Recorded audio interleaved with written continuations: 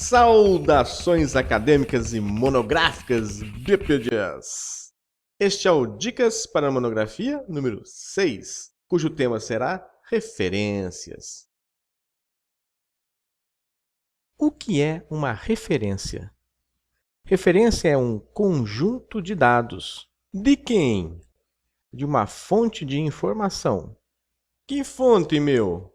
A fonte que foi citada em um texto. Para quê? Para dar o embasamento necessário. Note que esses dados devem possibilitar a identificação da fonte, sem deixar dúvidas. A importância das citações para o correto embasamento foi o tema abordado no vídeo 5. Se você ainda não viu, corre lá para se informar. Então, o objetivo deste vídeo é simples: mostrar quais são as fontes de informação e quais dados devem ser apresentados. E o que eu vou apresentar está baseado na norma NBR 6023 da ABNT.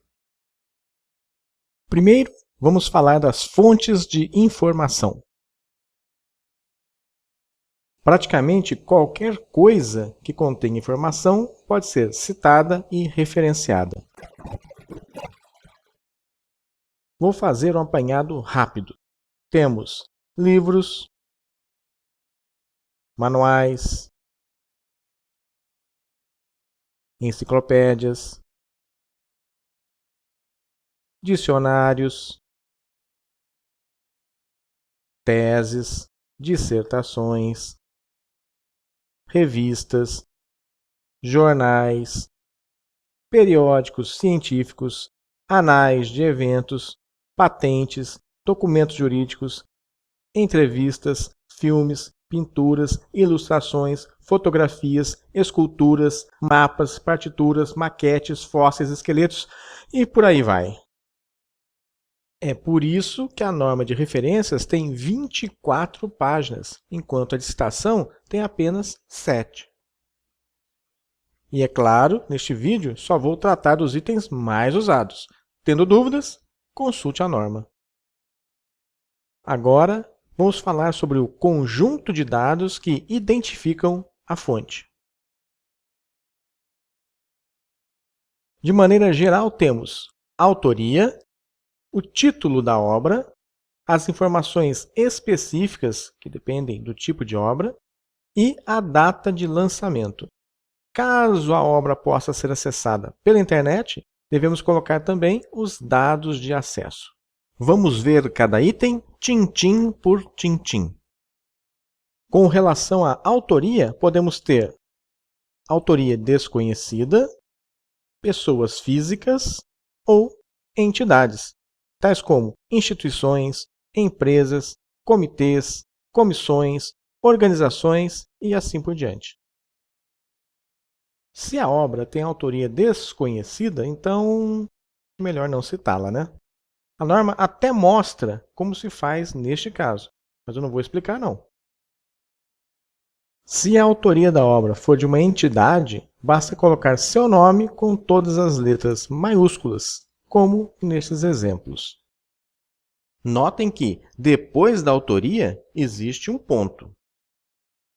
Quando os autores são pessoas físicas, temos as seguintes regras. Os autores devem ser listados na mesma ordem em que aparecem na obra. E os autores são separados por ponto e vírgula. Para cada autor, apresentamos primeiro o sobrenome, seguido de vírgula e depois o restante do nome. Os sobrenomes são escritos em letras maiúsculas. E sempre que possível, deve-se evitar abreviar os nomes, pois só assim você vai saber se a autoria é de um homem ou de uma mulher. Vejamos alguns exemplos. Um autor com sobrenome e agnome, 2 autores e vários autores. Notem que, depois da autoria, existe um ponto. Uma observação importante. A norma permite o uso do et al. Nas obras que tenham mais de 3 autores. Mas, como muita gente usa de forma errada, isso pode acabar gerando dúvidas e trazendo complicações para você. Então a dica é: Não use o et al. Nas referências e seja feliz. Após a autoria, vem o título da obra. Com relação ao título da obra, você deve escrever apenas a primeira letra maiúscula, com exceção das palavras que exigem maiúsculas, claro. Não se esqueça de usar itálico nas palavras de outras línguas. O título deve estar em negrito. Se tiver um subtítulo, ele não recebe negrito, ou seja, o negrito vai até os 2 pontos. Mas atenção, há casos onde o título não recebe negrito, mas eu falo disso depois. Vamos aos exemplos. Um título simples, um título com 2 pontos e um título com 2 pontos e palavra em inglês. Após o título, devem aparecer as informações específicas, mas eu vou falar delas depois. Vamos falar primeiro da data de publicação.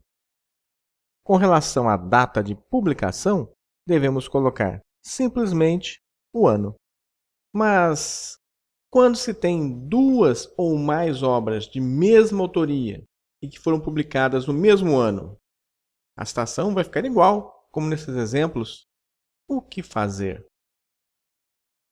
Nesses casos, é necessário adicionar letras minúsculas após o ano, em ordem alfabética, para gerar a diferenciação necessária.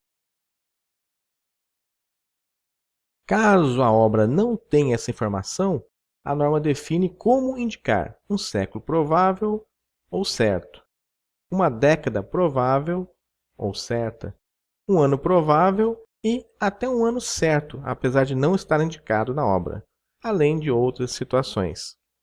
Mas essas opções se encaixam bem para pesquisadores e historiadores, ou seja, é melhor não referenciar obras sem data, né? Finalmente, após o ano de publicação, temos as informações de acesso.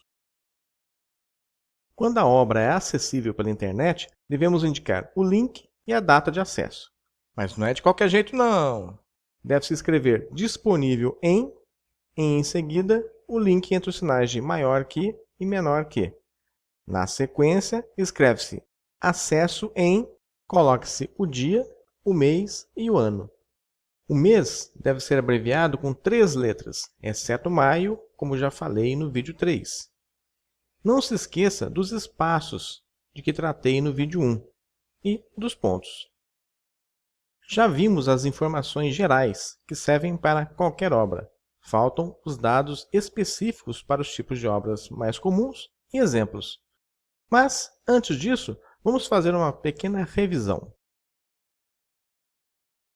Temos o sobrenome do primeiro autor, vírgula e seu nome, ponto e vírgula, o sobrenome do segundo autor, vírgula, o nome do segundo autor e assim por diante com os demais autores. Após o último autor, vem um ponto. Segue-se o título da obra em negrito e, caso exista, o subtítulo sem negrito. E ponto. Em seguida virão os dados específicos dos quais falarei em seguida. E ponto. E o ano de publicação. E ponto. Se tiver acesso pela internet, temos disponível em, 2 pontos. O endereço entre maior e menor e ponto. Depois vem acesso em, 2 pontos, e a data com o dia, o mês, abreviado em 3 letras, o ano e o ponto final. Vou reforçar. Não se esqueça dos sinais de pontuação corretos e dos espaços após esses sinais de pontuação. Muito bem! Já falei de coisas demais para um vídeo só. Vou deixar o restante para a parte 2. Até mais!